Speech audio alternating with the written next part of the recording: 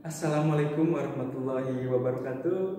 Halo adik-adik, pada kesempatan kali ini saya akan menjelaskan berkaitan dengan metagenesis bryophyta atau pergiliran keturunan pada tumbuhan lumut. Mungkin adik-adik sudah mengetahui dong tumbuhan lumut itu ya. Jadi Bapak sekarang hanya menjelaskan ke arah pergiliran keturunan aja ya.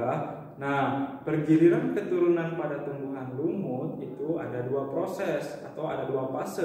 Itu ada fase gametofit. Nah, biasanya keadaannya haploid nih, fase gametofit pada tumbuhan lumut, dan yang paling dominan juga di tumbuhan lumut dibandingkan fase sporofit.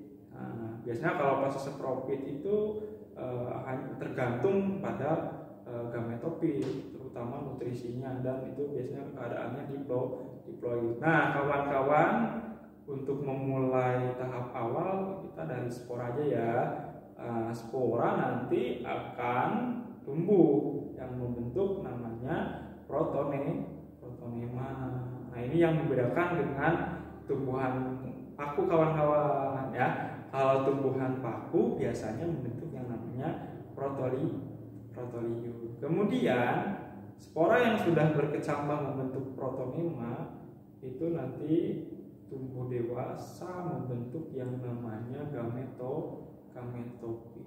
Nah, di bagian ujungnya, di bagian ujung dari gametofit biasanya ditemukan ada antheridium, ada archegonium. Nah, dalam satu antheridium biasanya ditemukan banyak antheridia. Sama halnya di archegonium juga banyak ditemukan archegonia. Nah, dalam satu antheridia itu biasanya ditemukan banyak sekali sel sperma. Nah, kalau di archegonia itu hanya satu sel telur biasanya. Nah, kemudian tahap selanjutnya itu proses fertilisasi. Untuk proses fertilisasi biasanya dari sel sperma ke sel telur. Nah, nanti dibuahi ya.